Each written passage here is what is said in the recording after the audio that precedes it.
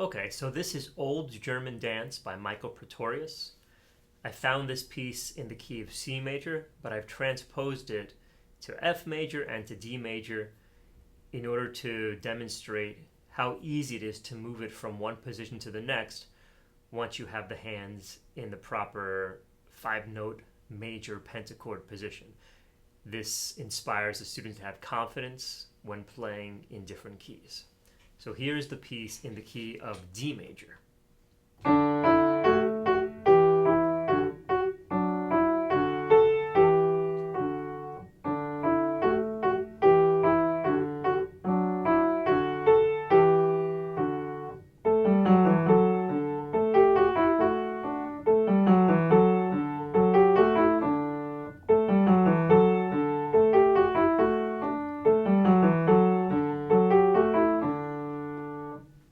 A lot of repetition, which is always good when choosing one of these pieces. It also stays exclusively within a 5-note position.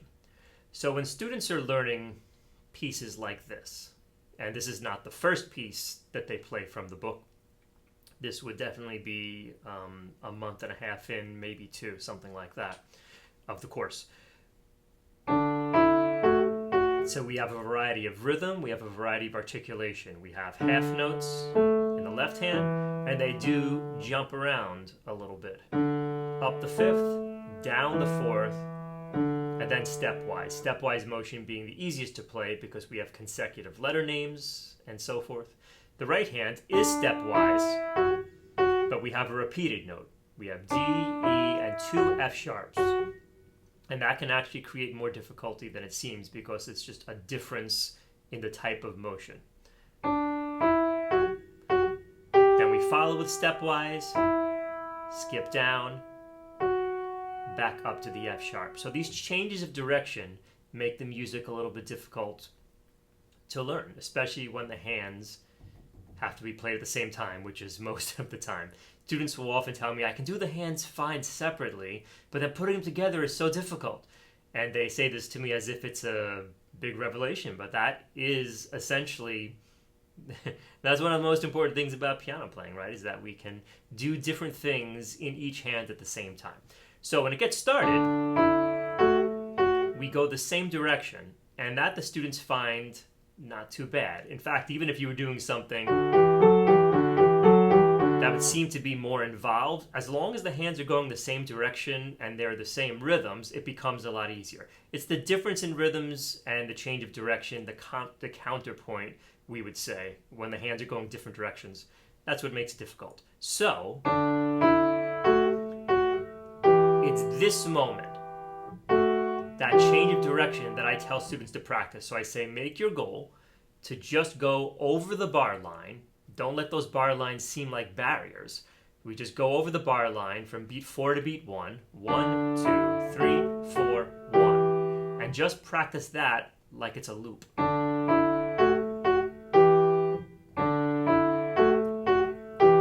And even that is a little more than we need to do because the actual problem is often just that bit.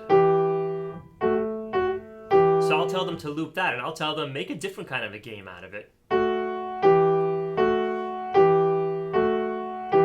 Change the rhythms up.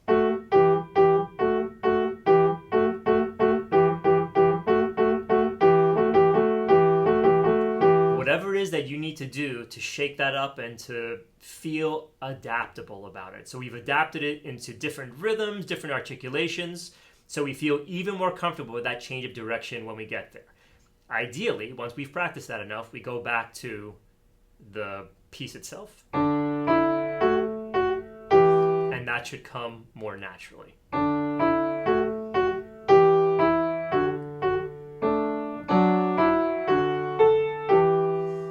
Good. So those practicing in these different chunks, I often say, practice in one chunk, switch to another chunk, make sure it overlaps with the previous one. Don't just practice within measures. And then sure, take the hands separate again.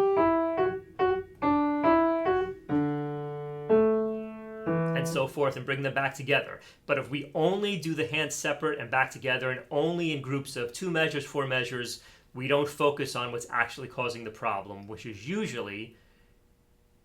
usually moments where the music is going over a bar line, where there are different rhythms in the right hand compared to the left hand, or vice versa, and when we have changes of direction. Okay, here's a progression that I sometimes call the magic progression, although to be honest, I'm trying to come up with a better name than that.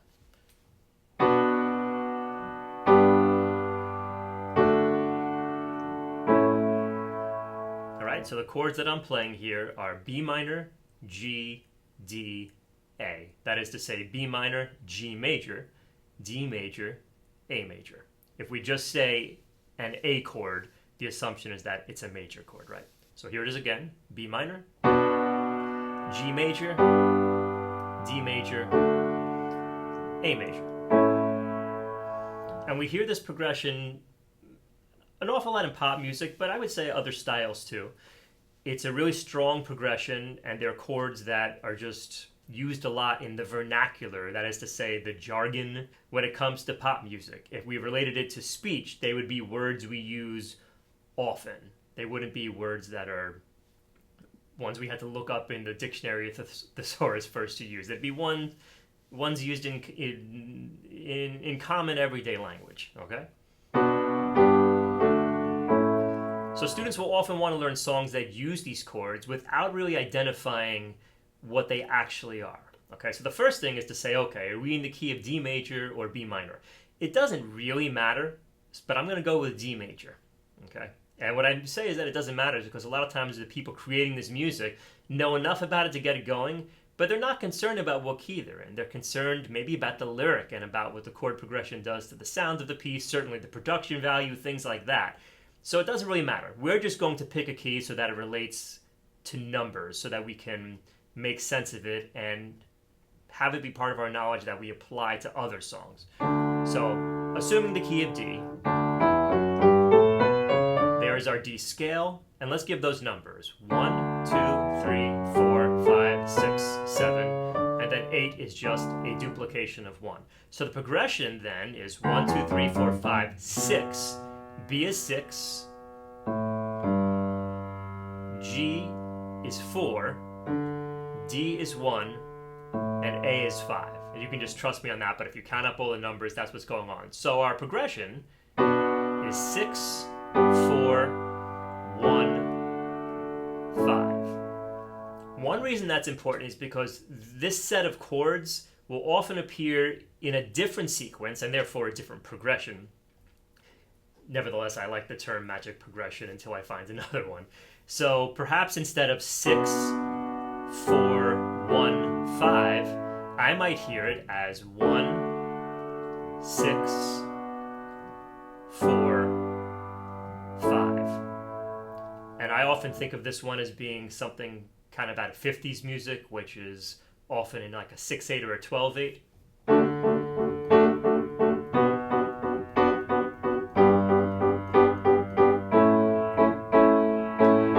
Something like that, right? And of course, once we apply these rhythmic elements to it, the music really becomes alive. But we see how it's made up of all these really the same harmonic elements, right? Harmony, harmonic, we're talking about the chords here. So, in that case, it's a falling bass followed by an ascending bass, okay? But it's the same set of 4 chords. So knowing that 1, 6, 4, 5, or back to the original one, 6, 4, 1, 5. It's really, really useful to know those numbers so that if we move it to another key, I'm going to simplify it here in a way by going to only white keys. I'm going to go to the key of C major. Now our progression, we might say, is, or not might say, this would be the progression, 6, 4, 1, 5. Or the second progression, 1, 6, 4, 5. All right. Now the next important thing that I always teach in my piano classes, even though it seems a little bit involved at first, something that's going to take them a while to get used to, I stress how important it is. The first place we learn our chords is in a place such as this. So from C major, C, E, G, our chord, the members of each chord are known as the root, third, and fifth. We know how it's spelled. We should learn those terms. But if we only know it there, then we're restricted to that position. There's my A minor chord, and if I only know it there, I'm restricted to that position. A, C, E. Here it is for F. I'll spare you the spelling for now. And G. And sure, it feels easy because once I've established that grip, as long as my fingers are sort of frozen in that position, I can find in all these areas. And we're not even talking about black keys yet. So we may think that sounds fine, and sure, in certain applications it's useful. But that's only one way that we do it. Now, your ear is probably good enough, most people's are, that we remember how we started was not in that position. I did this. And in order to pull that off, it is vital that I learn my chords in more than one position. I learn to revoice them. So here is C, E, G, but instead of just learning it like that, I learned it as E, G, C. Same spelling, which shows you the importance of how the chord is spelled. And then I also learned it as G, C, E. And once I've learned those three, another one is the same one, just up the octave, okay? So C, E, G, E, G, C, etc. Doing that for all the chords is easier than we think, because when we learn it for C, it's going to feel the same for A minor. We're just in a different area of the piano from left to right. But again, if your hand is frozen in what sometimes I call type B position, so if this is root position and type A, if this is type B, here it is for C major, for A minor, for F, and for G. And once you know it well enough, you have to make a plan at first. You feel adaptable and powerful enough to choose your positions on the fly even, and make good choices for voice leading. And here we're talking about, when we say voice leading, how one note progresses to another note in a smooth, or as smooth a way as possible. So, starting with the A minor. Here's my F chord. And you notice those two notes stay the same. And then we start to memorize these kinds of patterns, or we take note of these things, so that the next time we have to use a similar progression, it's something that seems familiar to us. A minor, F, and then to the C chord, the C in the middle will stay the same, and here to my G chord, where the G on the bottom will stay the same. And once I have that, sorry, I switched progressions again. But it hardly matters because I feel adaptable.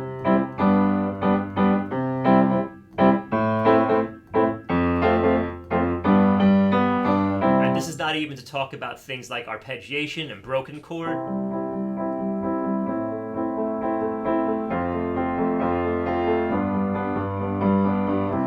And of course, there are other rhythmic elements going on there. My technique is helping me out, my control of the instrument, my pedaling. But nevertheless, these positions are helping me even before I get to making those decisions.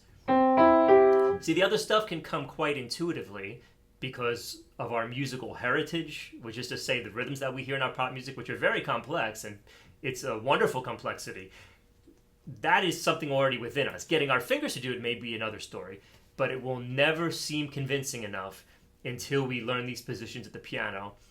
Understanding the spelling of the chords is vital, and being able to position them willfully wherever we want to is something real important. I'm always stressing that to my students.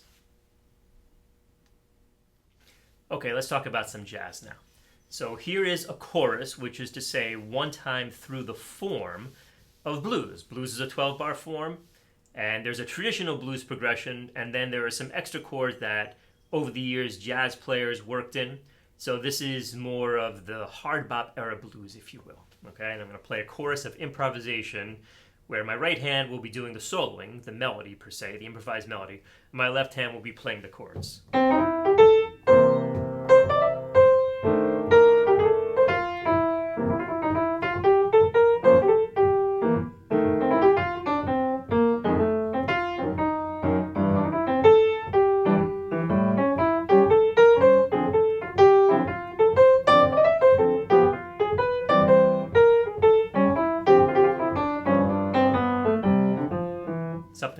I've played better, I've played worse, okay? So there's a lot going on, obviously. There are a lot of patterns here, and that's not a bad thing.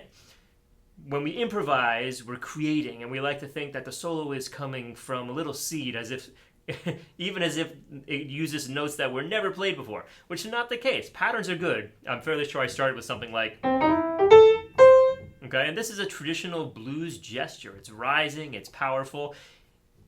Similar to what I talk about with chords, where we want to learn positions for each chord in more than one place. Well, we want to do the same thing with these licks, these patterns. Okay, so if I know it there, I'm in C major right now. I want to know it in F major, B flat major, I'm moving by fifths here, and so forth. I want to be able to do this in more than one place, okay? All of the other kinds of movements that I'm making are also based on patterns, on scales, on licks and approaches. We call these things, we have enclosures in jazz, where I know I want to progress and land on this note on the chord that ensues.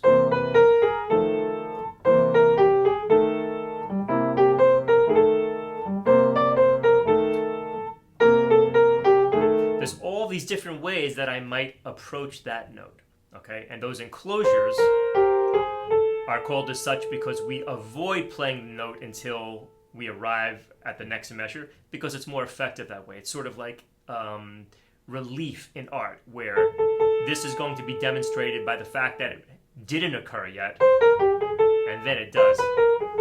Okay, so I could actually go through my entire improvisation again and focus on just those enclosures.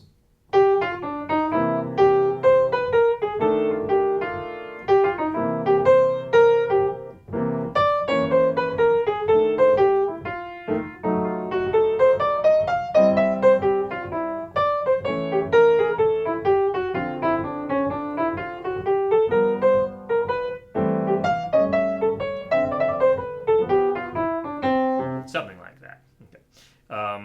Yeah, so we see how that sounds convincing.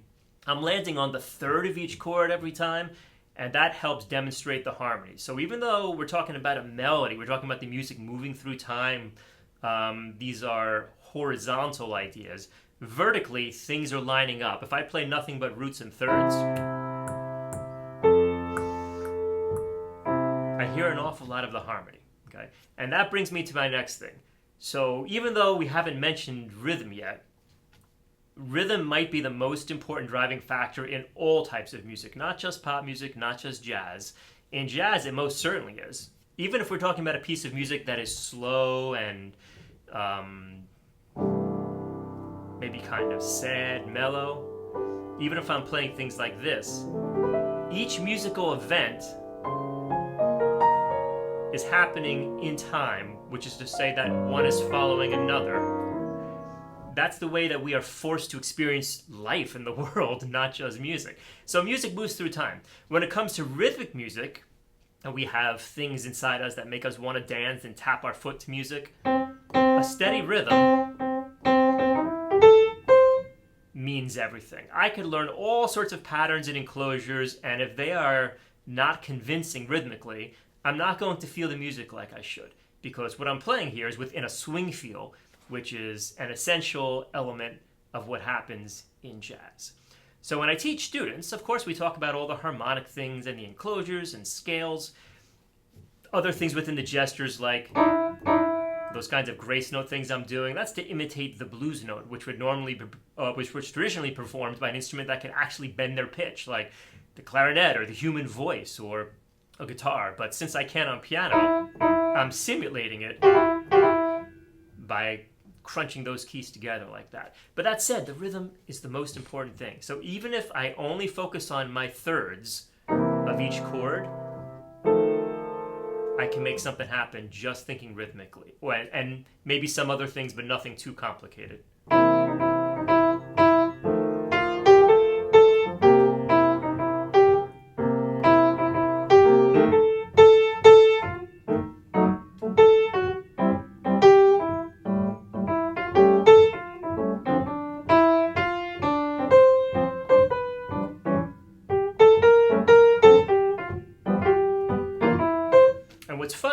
is that might seem a more memorable solo. You can remember little things I did compared with the very first one that I played, which was more elaborate, but this one more simple.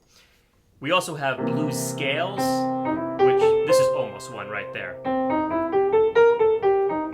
Even if I'm just taking gestures like that, I can make a whole solo out of that, just focusing on the rhythmic element and delivering the music that way. So let's try something like that. These are like little games that I have students do so that they become confident in the idea of using rhythm and making sure to use interesting rhythm and in time, groovy, swingy rhythm, not just worrying about making the solo go higher, louder, faster, more.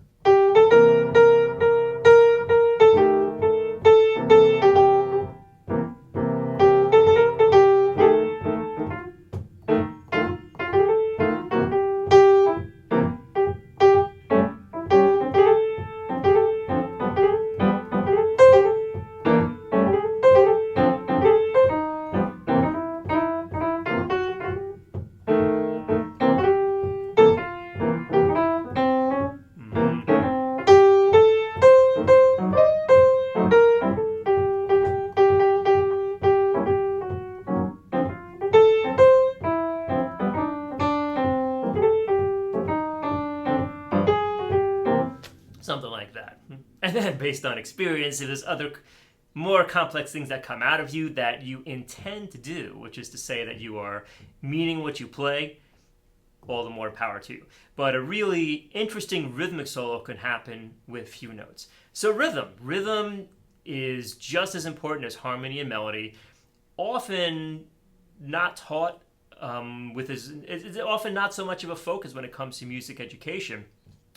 Certainly for drummers and percussionists, it is, but we need to focus on it more, in my opinion, and I certainly focus on it in my teaching because it's the way music moves through time, and it's just a vital and essential element of music. It's the way that we experience it. So, rhythm. I'm always talking about rhythm.